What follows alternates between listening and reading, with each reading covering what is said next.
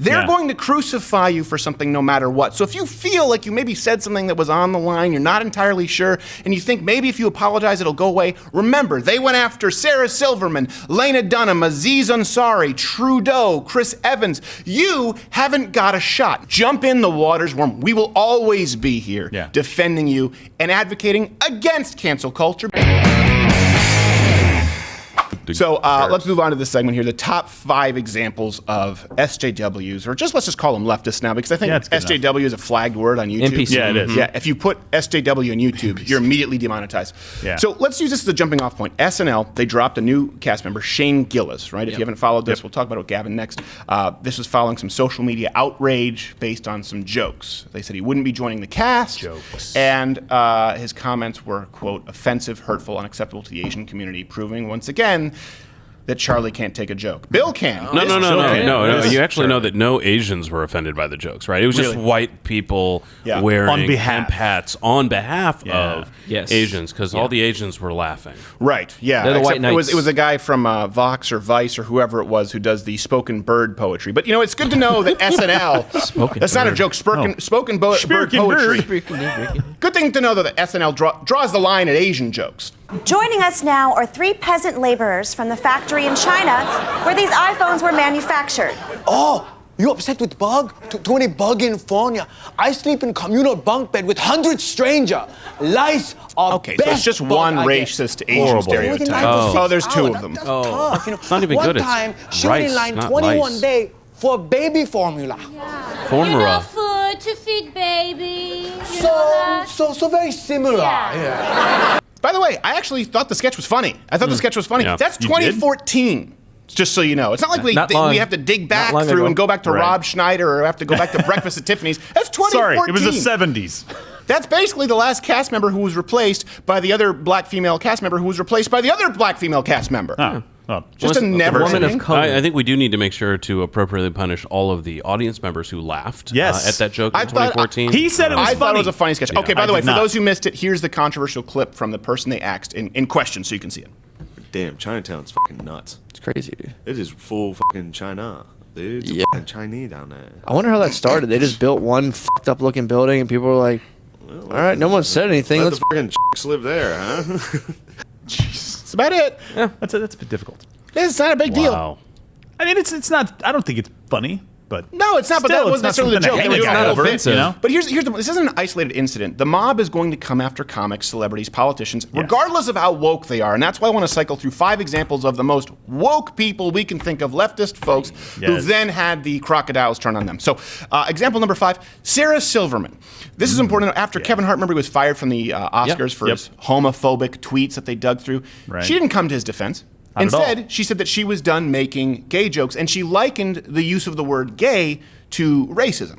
I'm done with that. Yeah. I think I can find other ways to be funny. Yeah, definitely. I mean, I used to say gay all the time. That's yet to be proven. So gay. We're from Boston. More like find a way. That's what you say in Boston. I have gay friends. I just say gay. And then I heard myself and I realized I was like the guy who said, what? I say colored.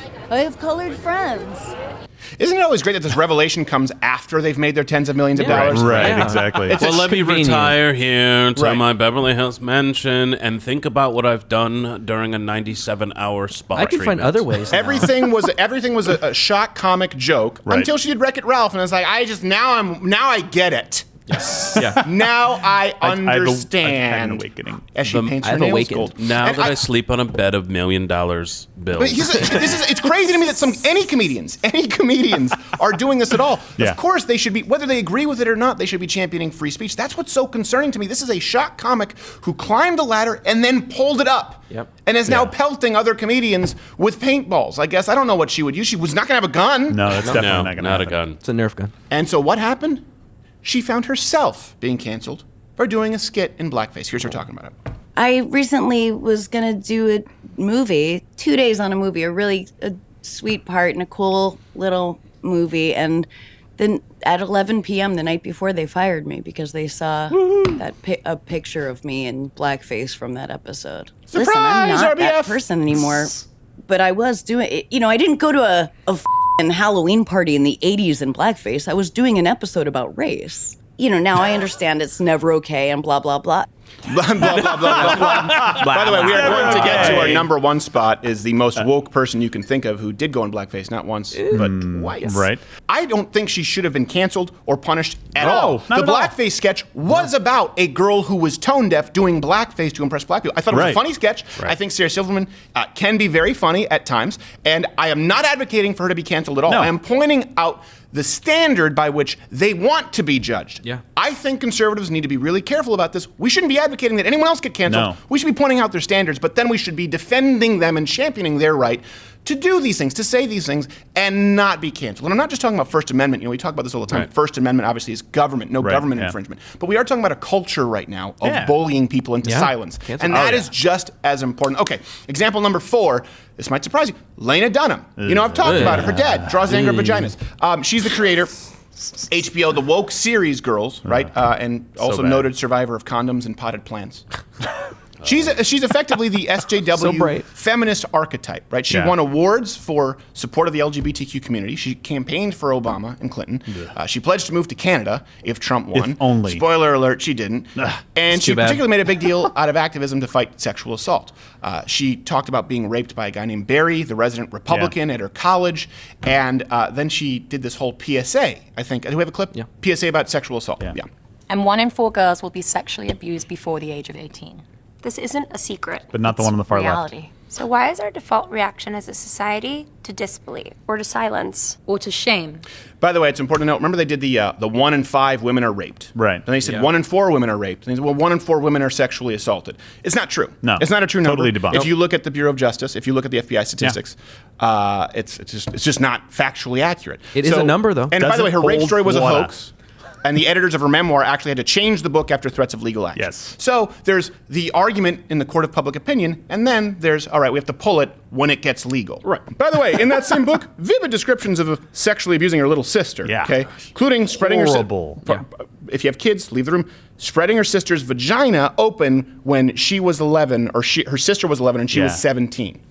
Bribing her with candy to kiss her on the lips, masturbating in bed next to her. This is Lena Dunham's own words. She wrote, anything a sexual predator might do to woo a small suburban girl, I was trying. So I guess in this, it's not so much cancel culture as it is sick, twisted, handsy, older sister culture. This just shows you where the priorities are. The cancel movement, they didn't care about that. They cared about her hypocrisy on the Me Too movement, right? So this producer of the show Girls was accused of raping a 17-year-old girl.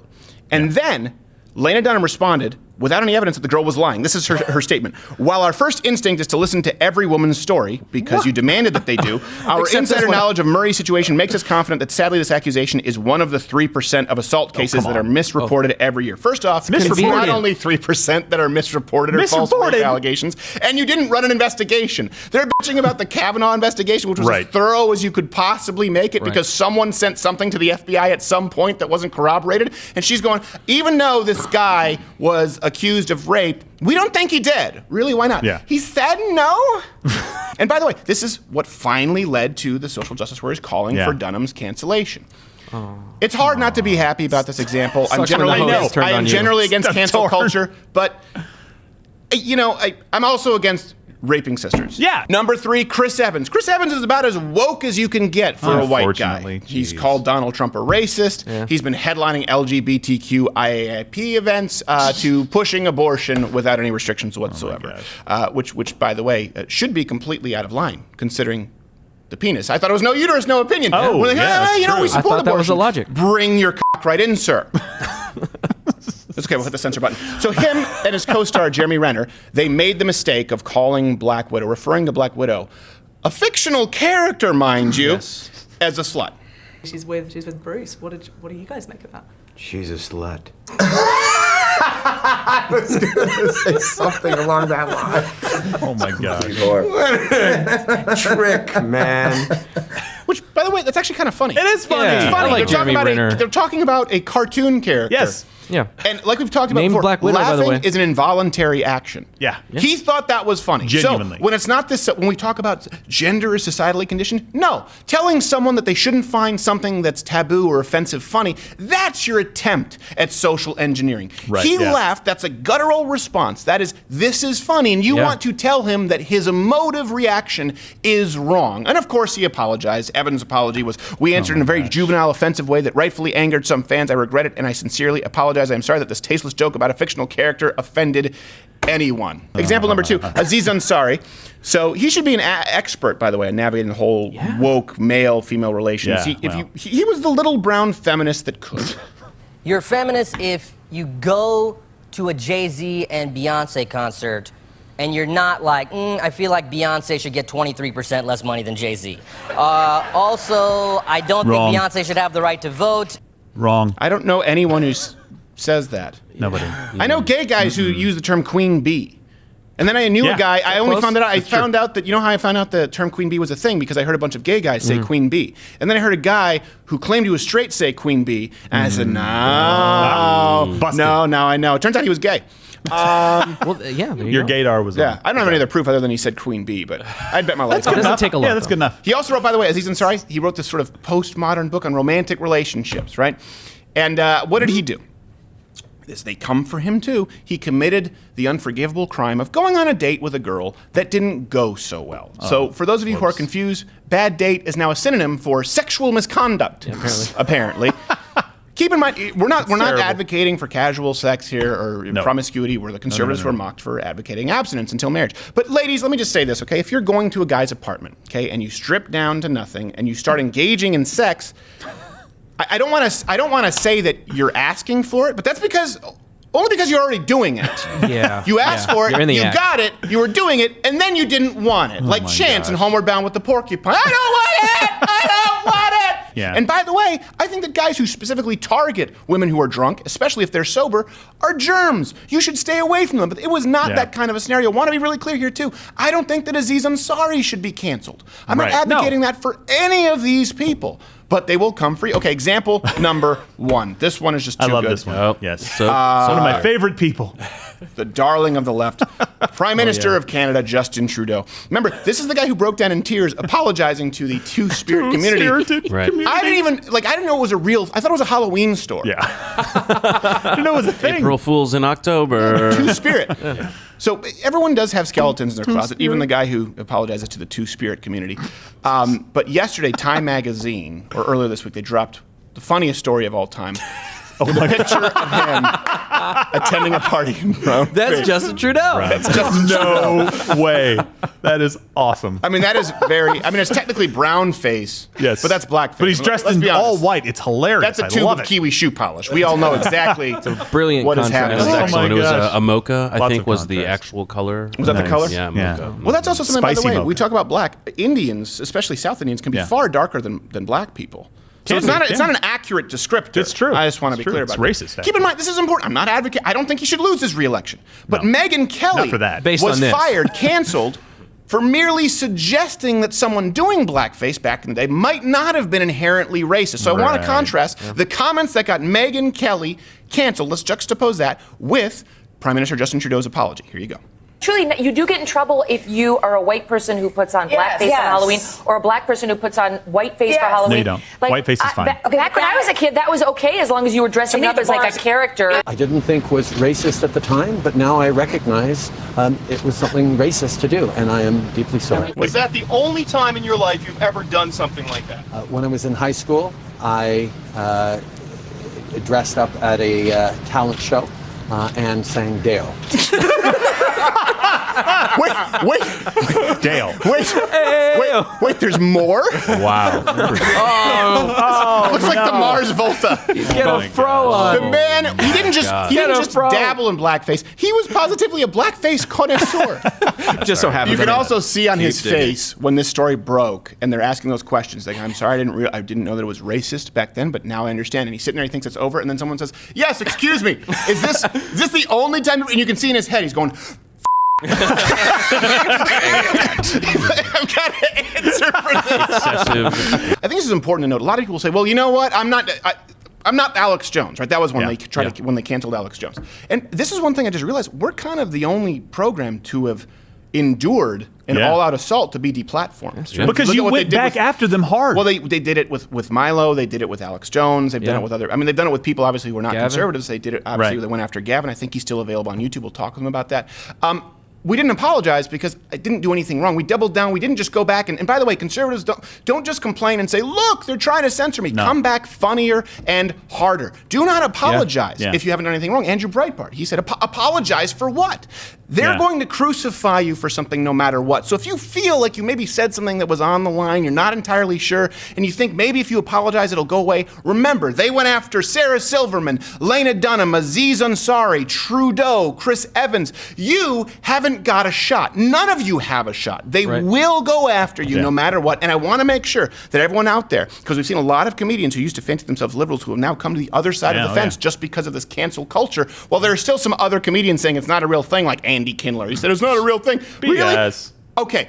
I bet you will be talking with him in about 6 months' time. When they go he'll be on the list. It'll be a top 6. Jump in the waters warm. We will always be here defending you and advocating against cancel culture because I don't want to see it happen to anybody. And then I'll see you on the other side of that cage with your policies, which I think are stupid, and those should be canceled. Oh, did you like this video? Subscribe, hit the notification bell to stay in the loop. There were videos playing in boxes, but I was just enjoying my pipe. And this pipe was actually purchased through your support at Mug Club, because we don't make any money off of YouTube. LouderWithCrowder.com/Mug Club. Not only do you get access to the entire Blaze catalog, this wonderful hand-etched mug, but hours of content that you don't get to see or find or search here on YouTube. In other words, if you want the show to continue, you join Mug Club. And then I'll expand my pipe collection.